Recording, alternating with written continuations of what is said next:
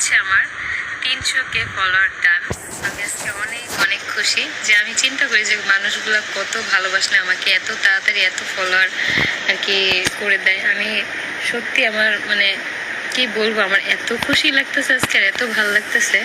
তার মধ্যে আরেকটা মানে খারাপ সংবাদ হচ্ছে, আমি হচ্ছে আমার প্রোফাইলে অলরেডি 2টা কপিরাইট খাইছি, ফেক কপিরাইট, যেটা হচ্ছে ফেক ভাবে দেওয়া হয়েছে। তো আমি আর কি বলবো যে বা যারা আমার আইডিতে হচ্ছে ফেক কপিরাইট দিচ্ছ, আমার কাছে একদম প্রুফ আছে, প্রমাণ আছে, আমি হচ্ছে লিগেল ভাবে অ্যাকশন নিব।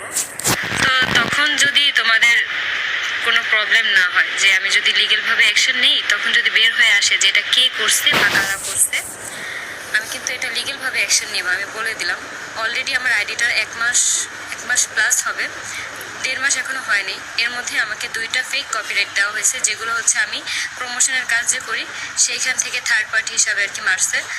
যাই হোক, আমি তোমাদেরকে সাবধান করে দিব যে আমার আইডি, আমার রিজিকের যে আমার ব্যবস্থাটা আছে, যেটা দিয়ে আমি আয় রোজগার করি, এটা নিয়ে যদি তোমরা টানাহেসরা করো, আমি কিন্তু চুপচাপ বসে থাকবো না, কখনোই থাকবো না। আমি সাইবার ক্রাইমে গিয়ে তারপর হচ্ছে মামলা করব, যে আমি বের করবো। আমার যত টাকা খরচ হোক আর যাই হোক, যত ধরনের মানে আমার হ্যাসেল করতে হয়, আমার যত দৌড়াদৌড়ি করার লাগুক, আমি কিন্তু বের করবো যে আমার আইডির পিছনে কারা এরকম করতেছো, কে কে আমাকে ফেক কপিরাইট গুলো দিতেছো। আমি বারবার বললাম আমার ফেক কপিরাইট গুলো তুলে নাও, এখনো সময় আছে, তুলে নাও।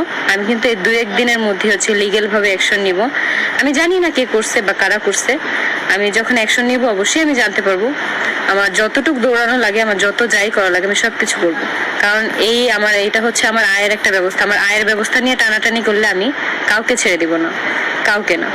তো আমি ভালোভাবে বলে দিতেছি, তোমরা যারা যারা আমার আইডিটা নিয়ে এরকম করতেছো, এখানেই স্টপ হও। কারণ মানুষ বেশি বাড়তে নেই, ঠিক আছে? বেশি বাড়তে নেই, এখানে স্টপ হয়ে যাও। আমার কাছে সব এভিডেন্স সবকিছু আছে, আমি সবকিছু নিয়ে সাইবার ক্রাইমে গিয়ে মামলা দিব।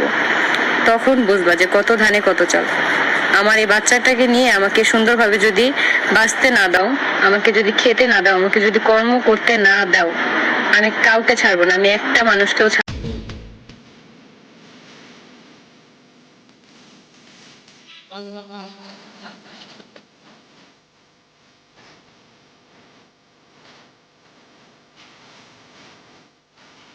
আমি শুধু ওর জন্য বেঁচে আছি, মানে আমার বেঁচে থাকার কোনো প্রয়োজন ছিল না, নেই এখন পর্যন্ত।